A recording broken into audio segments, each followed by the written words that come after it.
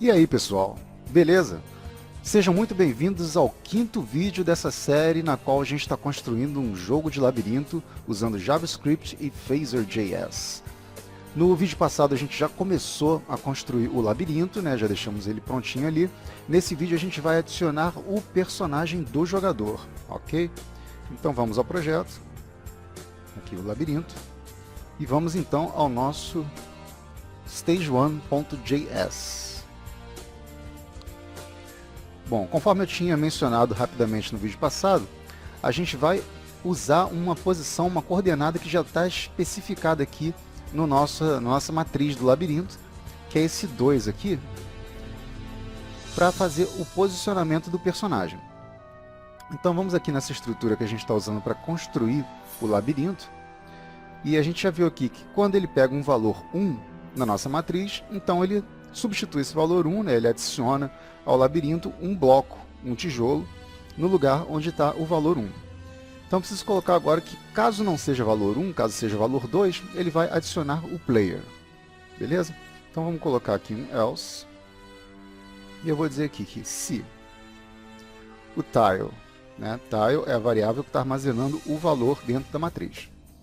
Se esse tile for igual a 2, então this.player vai receber um game.add.sprite, ou seja, o atributo player do nosso objeto state2, tá, ok? Eu tenho que colocar o player dessa forma aqui, porque eu vou precisar acessar esse variável, nesse objeto player, em outras funções, fora do create.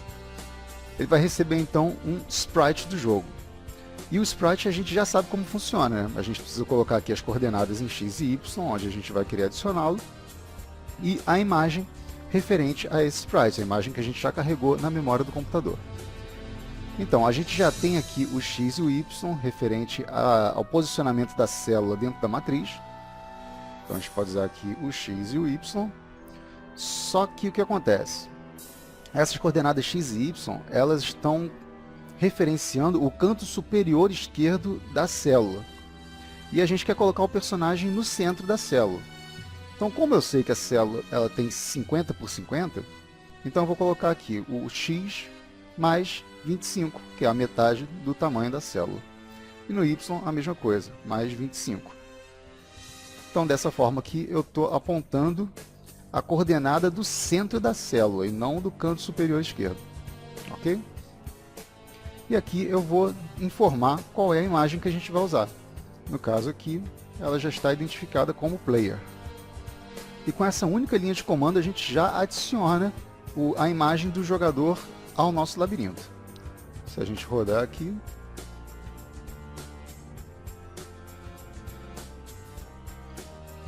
então tá lá, o bonequinho já está aparecendo. Só que a imagem do personagem, ela está ancorada aqui no canto superior esquerdo. Então é interessante que a gente ancore a imagem pelo centro do personagem. E a essa altura do campeonato você já tem uma noção muito boa de como a gente faz isso, né? This.player.anchor.set.5. Dessa forma aqui, então, o ponto de ancoragem passa a ser o centro do personagem, da imagem do personagem. Se eu for aqui no jogo, então, e atualizar, agora o personagem está no centro dessa célula aqui que a gente escolheu para colocar o personagem. Bom, precisamos agora mover o personagem pelo labirinto. E para poder mover o personagem, primeiro eu tenho que habilitar os recursos de física que o Phaser nos oferece. Então, como eu tenho já um arquivo responsável pelo carregamento de recursos, eu vou aproveitar esse arquivo e vou carregar também a estrutura de física, tá bom? Os recursos de colisão, de controle de movimento que o Phaser já traz para a gente.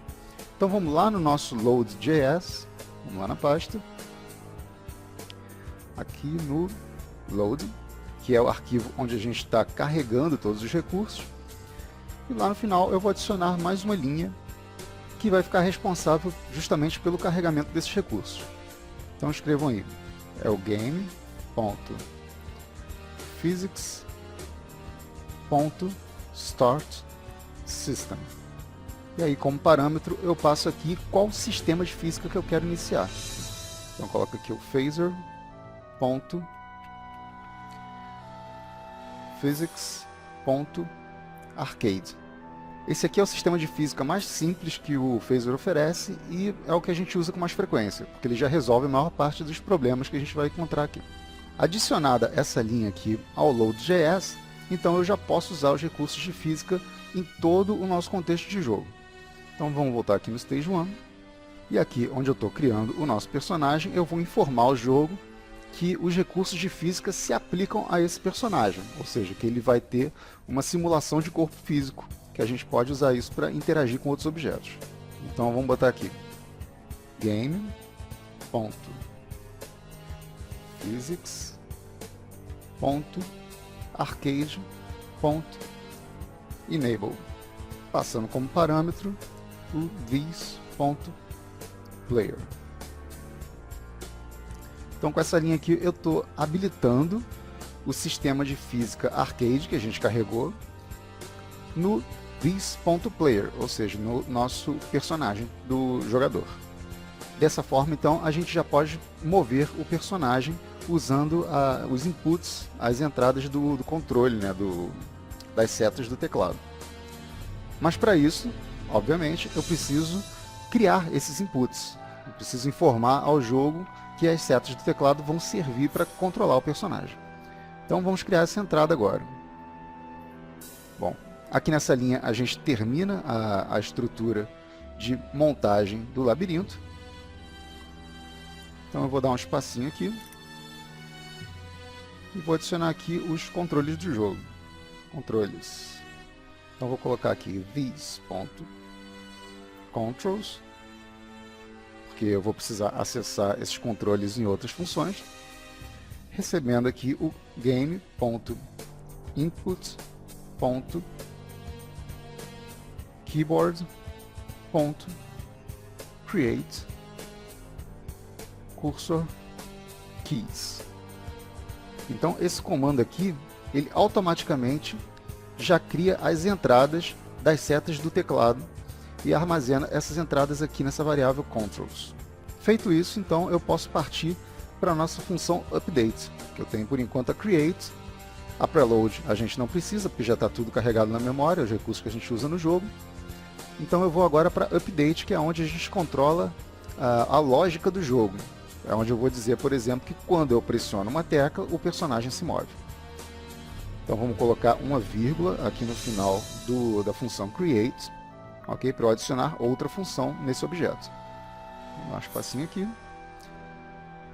Então eu vou criar aqui o update, recebendo function. Como eu vou colocar um bocado de coisa aqui no update mais para frente, essa função de movimento do personagem eu vou colocar em uma função separada, só por motivos de organização, tá? Só para ficar mais claro, mais legível o código. Então eu vou chamar aqui o this.movePlayer. Aí aqui eu vou adicionar mais uma vírgula e vou criar essa função movePlayer. Então, movePlayer, function. Então aqui dentro dessa função eu vou fazer a verificação para ver quais botões estão pressionados e aplicar o movimento no personagem em função das teclas pressionadas. Então vamos começar vendo aqui o movimento para a esquerda. Então if this.controls.left.is down, ou seja, se o botão left, né, a seta para a esquerda do controle da variável controls estiver pressionado, is down, e eu tenho que verificar também se o da direita não está pressionado. Então, e this.controls.right.is down, e agora eu preciso negar isso aqui, botando uma exclamação na frente. Então, se o botão left, né, o para a esquerda, estiver pressionado e o da direita não estiver pressionado, aí eu vou aplicar uma força para o personagem se mover para a esquerda. Então vamos botar aqui this.player.body, porque é uma ação que eu estou criando em cima do corpo, da simulação de corpo físico do personagem, é o movimento, ponto velocity.x, porque eu vou estar aplicando essa força no eixo X, e é uma velocidade que eu vou estar aplicando, aqui recebendo menos 100. Ok? Então vamos lá no jogo, vamos ver se isso aqui já está funcionando. Vou dar um F5 para atualizar aqui. Quando eu aperto para a esquerda, então o personagem move para a esquerda. Maravilha. Agora eu vou criar outras 3 verificações dessas aqui, referente aos outros botões. Então, se o right estiver pressionado e o left não estiver pressionado, então ele vai receber uma velocidade de 100 pixels, ou seja, ele vai mover para a direita. Aqui eu vou ver se o up estiver pressionado e o down não estiver pressionado, então a força vai ser aplicada no eixo Y. Então ele vai receber 100 pixels para cima. E aqui finalmente, se o down estiver pressionado, ou seja, para baixo, e o up não estiver, então eu vou aplicar uma força no eixo Y de 100 pixels positivo. Ok? Legal, com isso a gente já consegue mover o personagem em todas as direções, mas ele não para. A gente não colocou uma linha de comando dizendo que ele tem que parar. Então a primeira coisa que a gente vai colocar aqui, as primeiras 2 linhas, vão ser o seguinte: this.player.body.velocity no eixo X, recebendo 0, e também no eixo Y, recebendo 0. Dessa forma, então, a princípio, o personagem vai ficar parado, porque a velocidade dele no eixo X e no eixo Y vai ser 0. Caso alguma tecla esteja pressionada, aí então se aplicará uma velocidade naquele eixo que foi estabelecido aqui. Ok? Vamos ver se está funcionando. Agora sim, a gente pressiona e o personagem só anda de acordo com o que a gente combinou aqui. Só que ele continua atravessando as paredes do muro do labirinto, né? Então a gente precisa informar ao jogo agora que os blocos que compõem o labirinto, eles também possuem características físicas, que eles colidem com o personagem. Então, vamos voltar aqui. Lá em cima, onde eu criei esse blocks, esse atributo, que está armazenando todos os blocos do jogo, que compõem o labirinto, logo depois dessa linha eu vou informar que todos esses blocos eles possuem corpo físico. Então eu vou colocar aqui, ó, this.blocks.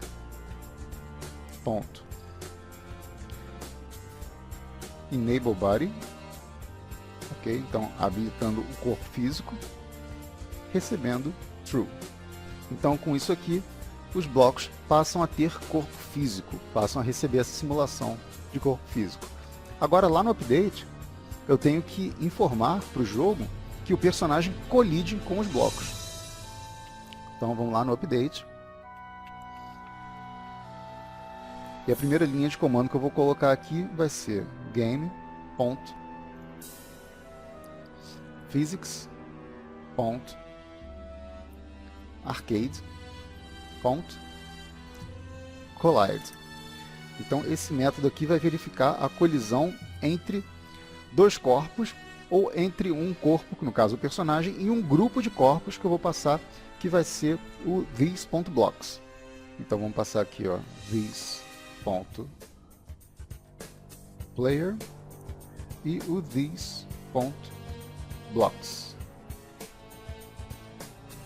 Então, a cada atualização, a cada ciclo de atualização do jogo, ele vai estar verificando se o player está colidindo com algum dos blocos que fazem parte desse grupo aqui. Se a gente atualizar o jogo agora, o personagem já colide com os blocos, embora de uma forma um pouco curiosa, né? Ele empurra os blocos. E a gente já viu isso aqui acontecer lá no nosso vídeo introdutório ao Phaser. O que a gente precisa fazer agora?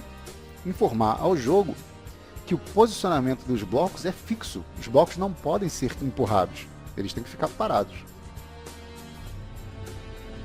Para isso, então, eu vou aqui em cima na função onde a gente está criando o labirinto, aqui onde a gente está adicionando um bloco, ok?